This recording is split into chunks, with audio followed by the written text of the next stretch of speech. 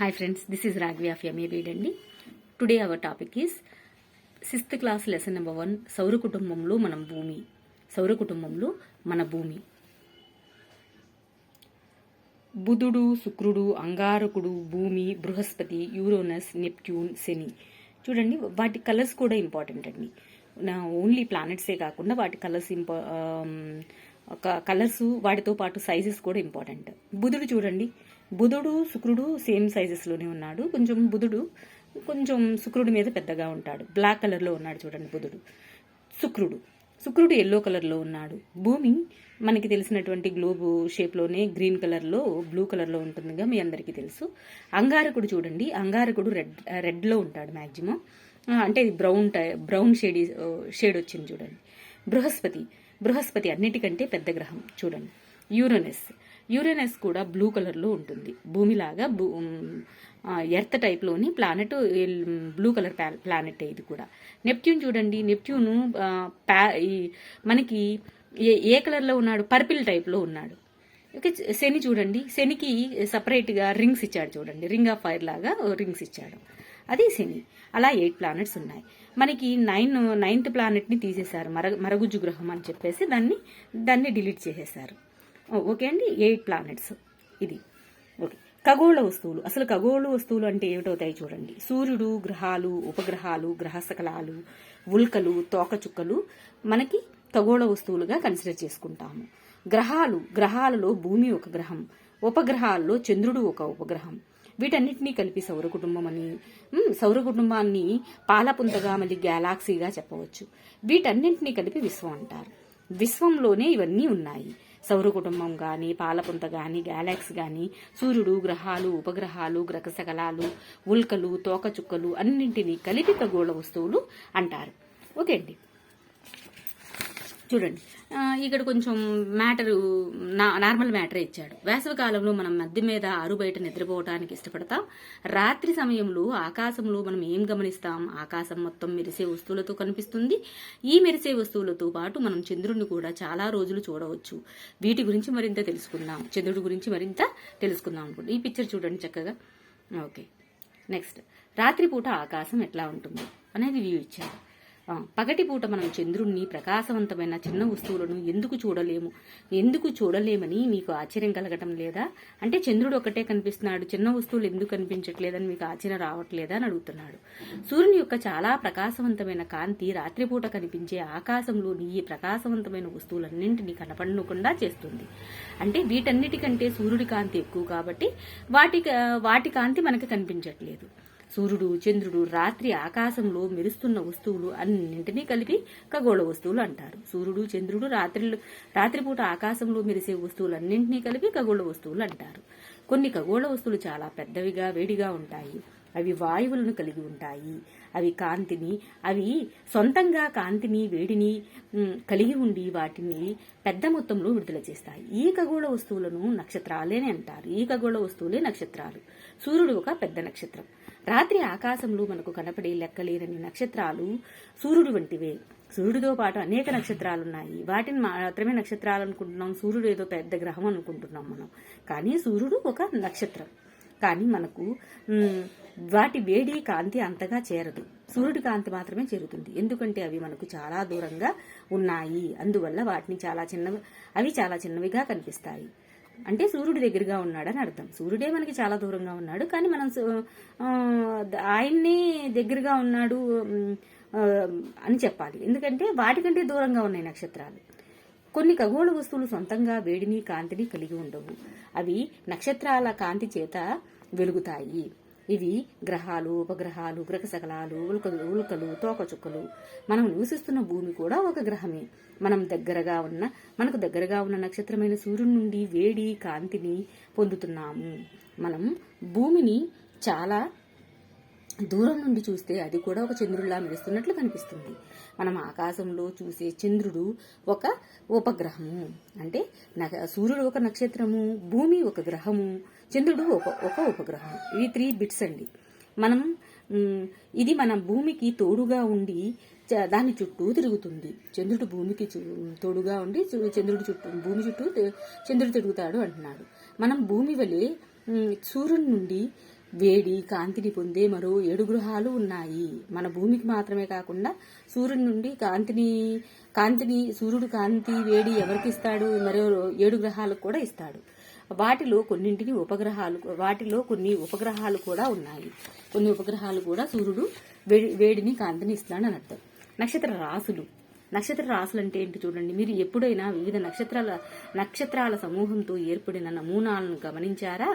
వాటిని నక్షత్ర రాశులు అంటారు. నక్షత్ర నమూనాలను అంటే ఆకారాలను గమనించారా? వాటి గ్రూప్ ఆఫ్ ఆకారాలు ఉంటే అవే నక్షత్ర రాశులు. అవి కనిపించే ఆకారాన్ని బట్టి వివిధ జంతువుల, వస్తువుల, జీవుల పేర్లను పెట్టారు. అది ఆకాశంలో మనం చూస్తూ ఉంటుంటే కొన్ని ఆకారాలలాగా కనిపిస్తూ ఉంటాయి కదా, అలా కనపడిన నక్షత్రాలకు ఆ పేర్లు పెట్టేశారు. జంతువుల పేర్లు, వస్తువుల పేర్లు పెట్టారు. అలా పెట్టబడిన పేర్లే ఇవి. ఉర్సా మేజర్ లేదా బిగ్ బేర్. ఉర్సా మేజర్ లేదా బిగ్ బేర్ అనేది అటువంటి ఒక నక్షత్ర రాశి. అలా పెట్టిన నక్షత్ర రాశికే ఒక పేరు ఉర్సా మేజర్ లేదా బిగ్ బేర్. ఇవి చాలా తేలికగా గుర్తించదగిన నక్షత్రాల్లో ఒకటి సప్తర్షి. ఇది ఒకటి గుర్తించదగిన నక్షత్రాల్లో సప్తర్షి ఒకటి. ఇది 7 నక్షత్రాల సమూహం. సప్తర్షి అంటే ఏంటి? సప్త అంటే 7 కదా, సప్తర్షి మండలం అంటారు అన్నమాట మన తెలుగులో. అది 7 నక్షత్రాల సమూహము. ఓకే, మనకి ఇక్కడ గుర్తుంచుకోవాల్సిన పాయింట్ ఉర్సా మేజరు, బిగ్ బేరు, సప్తర్షి అనేది గుర్తుంచుకోవాలి. మీకు తెలుసా? Important topic. ప్రాచీన కాలంలో ప్రజలు రాత్రి సమయంలో నక్షత్రాల సమూహంతో దిక్కులను గుర్తించేవారు. ఉత్తరార్ధగోళంలోని ప్రజలు ఉత్తర నక్షత్ర సహాయంతో ఉత్తర దిక్కును గుర్తించారు. ఉత్తర నక్షత్ర సహాయంతో ఉత్తర దిక్కును గుర్తించేవారు. ఈ నక్షత్రం ఉత్తర దిక్కును సూచిస్తుంది. దీన్ని ధ్రువ నక్షత్రం అంటారు. ధ్రువతార లేదా ధ్రువ నక్షత్రం అంటారు. ఓకే, ఇది ఎల్లప్పుడూ ఆకాశంలో ఒకే స్థితిలో ఉంటుంది. సప్తర్షి నక్షత్ర రాశి ఉర్సా మేజర్ సహాయంతో ఈ ధ్రువ నక్షత్రాన్ని మనం గుర్తించవచ్చు. అంటే సప్తర్షి నక్షత్ర రాశి ఉర్సా మేజర్ సహాయంతో ఈ ధ్రువ నక్షత్రాన్ని లేదా ఈ ధ్రువతారను గుర్తించవచ్చు.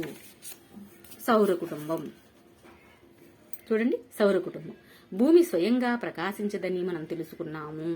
భూమి ఎక్కడ నుండి వేడిని కాంతిని పొందుతుంది? భూమికి కాంతిని వెలుతురుని ఇచ్చేది సూర్యుడే. సూర్యుడు భూమికి దగ్గరగా ఉన్న ఒక నక్షత్రం కాబట్టి భూమి నుండి కాంతిని వేడిని పొందుతుంది. భూమి మాత్రమే కాదు, మరో 7 గ్రహాలు కూడా సూర్యుని చుట్టూ తిరుగుతున్నాయి. సూర్యుడు 8 గ్రహాలు, ఉపగ్రహాలు, గ్రహ శకలాలు, ఉల్కలు అని పిలువబడే కొన్ని ఖగోళ వస్తువులు సౌర వ్యవస్థను ఏర్పరుస్తున్నాయి. అంటే సౌర వ్యవస్థలో ఉన్నటువంటి ఏవి అని అడిగితే వీటిలో ఏదైనా లేకపోతే కనుక ఆడమేనట్లో ఏదైనా లేకుండా ఉండాలి అంటే ఇవి తెలియాలి మనకి. చేయాలి మనం అంటే ఇవన్నీ తెలియాలి. సౌర వ్యవస్థను ఏర్పరుస్తున్నాయి. సూర్యుడు యజమానిగా ఉన్న దీన్ని సౌర కుటుంబం అంటారు. సౌర వ్యవస్థ, సౌర కుటుంబానికి అధిపతి ఎవరు? సూర్యుడు. ఓకే, సూర్యుడు సౌర కుటుంబంలో మధ్యలో ఉన్నాడు. ఇది చాలా పెద్దది మరియు వేడి వాయువులతో కూడి ఉంది. ఇది సౌర కుటుంబాన్ని ఒక క్రమంలో బంధించి ఉంచగలిగే అయస్కాంత శక్తిని తన వైపు లాగగల శక్తి అందిస్తుంది. అంటే సూర్యుడికి అయస్కాంత శక్తి కూడా ఉంది, తన వైపు లాక్కుంటాడని అర్థం. సౌర కుటుంబంలోని ప్రతి సభ్యుడు సూర్యుని చుట్టూ తిరుగుతాడు. సభ్యుడు అంటే ఎవరిక్కడ? ఈ మిగిలినటువంటి ఈ నక్షత్రాలు. సౌర కుటుంబానికి అవసరమైన వేడిని కాంతిని సూర్యుడు అందిస్తాడు. సూర్యుని ఉపరితలంపై దాదాపు 6000 సెల్సియస్ ఉష్ణోగ్రత ఉంటుంది. 6000 సెల్సియస్ ఉష్ణోగ్రత ఉంటుంది. కానీ ఆ విపరీతమైన వేడి మనకు అంతగా కనిపించదు, ఎందుకంటే అది మనకు దూరంగా ఉంది. భూమి నుండి సూర్యుడు సుమారు 15,000 కోట్ల కిలోమీటర్ల దూరంలో ఉన్నాడు. అంటే ఎన్ని సెల్సియస్ ఉష్ణోగ్రత ఉంటుంది ఉపరితలంపై అంటే 6,000.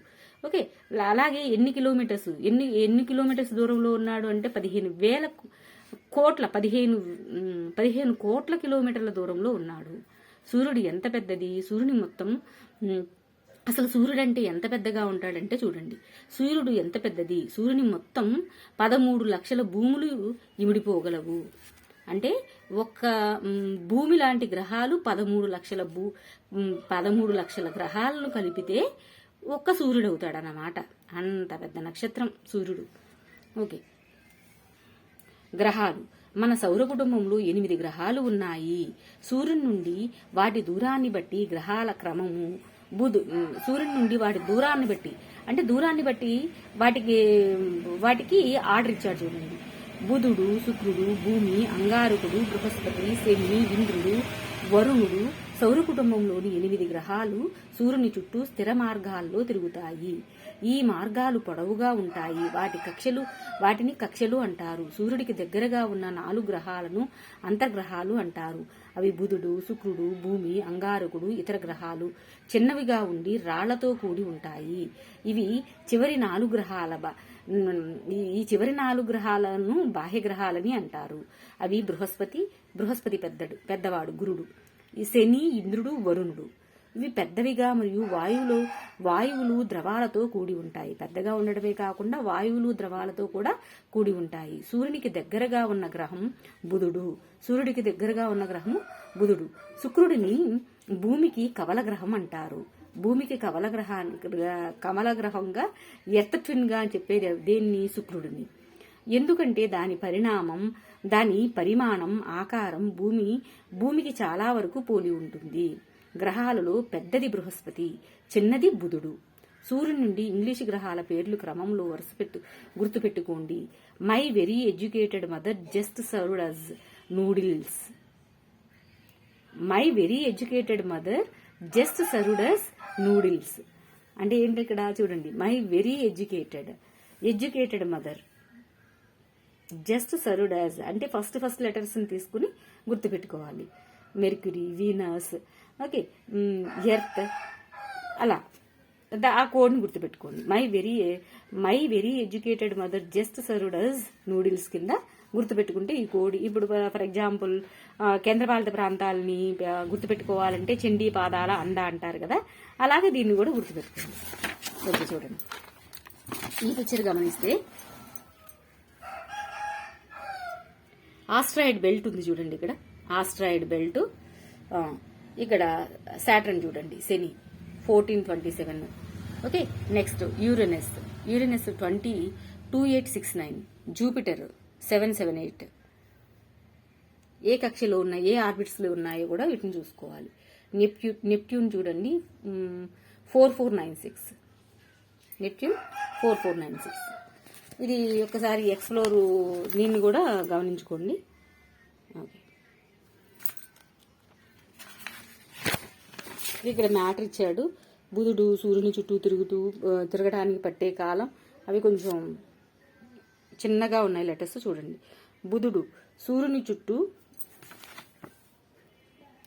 చుట్టూ తిరుగుటకు పట్టే కాలం. బుధుడు వచ్చేసి సూర్యుని చుట్టూ తిరగడానికి పట్టే కాలమేమో 88 డేస్ అండి. 88 డేస్. తన చుట్టూ తాను తిరగటానికి పట్టే కాలం 59 డేస్.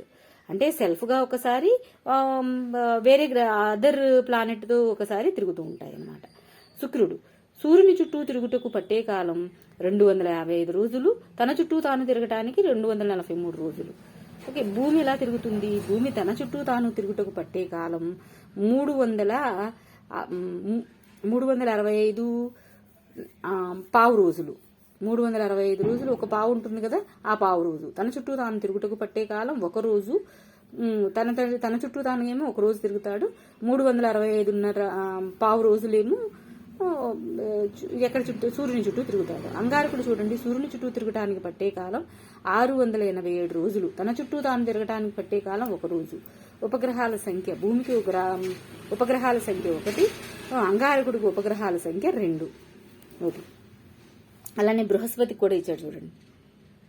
సూర్యుని చుట్టూ తిరుగుటకు పట్టే కాలం 11 సంవత్సరాల 11 నెలలు, సుమారు 12 సంవత్సరాలు పడుతుంది బృహస్పతికి. తన చుట్టూ తాను తిరగటానికి పట్టే కాలం 9 గంటల 56 నిమిషాలు. ఉపగ్రహాల సంఖ్య వచ్చి 79 ఉంది వాటికి, బృహస్పతికి. సూర్యుని చుట్టూ తిరుగుటకు పట్టే కాలం 29 సంవత్సరాలు. ఓకే, తన చుట్టూ తాను తిరుగుటకు పట్టే కాలం 10 గంటల 40 నిమిషాలు. ఉపగ్రహాల సంఖ్య 82 ఉంది. ధృవీకరించబడిన వాటికి 53, గుర్తించబడినవి 29 ఉన్నాయి. సూర్యుని చుట్టూ తిరుగుటకు పట్టే కాలం ఎవరు? ఇంద్రుడు సూర్యుని చుట్టూ తిరగటానికి పట్టే కాలం 84 రోజులు. ఓకే, తన చుట్టూ తాను తిరగటానికి 17 గంటల 14 నిమిషాల 17 గంటల 14 నిమిషాలు తిరుగుతూ ఉంటాడు. ఆయనకి ఉపగ్రహాల సంఖ్య వచ్చి 27.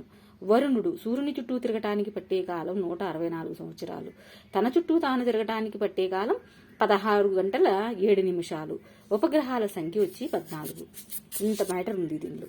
ఓకే అండి, ఈ picture according to this picture we have to know these all topics. Okay అండి, ఇక్కడ చూడండి, అన్వేషించండి, ఎక్స్ప్లోర్లో ఉంటుంది. 2006వ సంవత్సరం వరకు మన సౌర కుటుంబంలో 9 గ్రహాలు ఉండేవి. కానీ ప్రస్తుతం 8 గ్రహాలు మాత్రమే ఉన్నాయి. 9వ గ్రహం ఏమిటి, అది ఏమైంది, మీ టీచర్ సహాయంతో తెలుసుకోండి. ఓకే, ఉల్కో ప్రాంతం సూర్యుడు, ఇది కూడా ఇక్కడ ఇచ్చాడు చూడండి. భూమి, మనం నివసిస్తున్న భూమి సూర్యుడి నుండి 3వ గ్రహము. పరిమాణంలో ఇది 5వ అతిపెద్ద గ్రహము. ఇక్కడ చూస్తే ప్లానెట్ సైజులో చూస్తేనేమో 5వ గ్రహము. ఇది ధృవాల వద్ద కొద్దిగా సమతలంగా ఉండి మధ్యలో ఉబ్బెత్తుగా ఉంటుంది. అందుకే దాని ఆకారాన్ని జియోయిడ్ గా వివర్ణిస్తారు. జియోయిడ్ అంటే భూమి లాంటి ఆకారం. భూమి యొక్క ఏకైక సహజ ఉపగ్రహం చంద్రుడు. బాహ్య అంతరిక్షం నుండి భూమి నీలం రంగులో కనిపిస్తుంది. ఎందుకంటే దానికి 3/2 వంతుల ఉపరితలం నీటితో కప్పబడి ఉంటుంది కాబట్టి, 3 వైపులా నీరు ఉంటుంది కాబట్టి దీన్ని నీలిగ్రహం అంటారు. ఓకే, జంతువులు మొక్కలు పెరగటానికి జీవించటానికి ఏమి అవసరము అంటున్నారు. ఏమవసరం? నీరే కదా అవసరం. అట్లా. థ్యాంక్స్ అండి.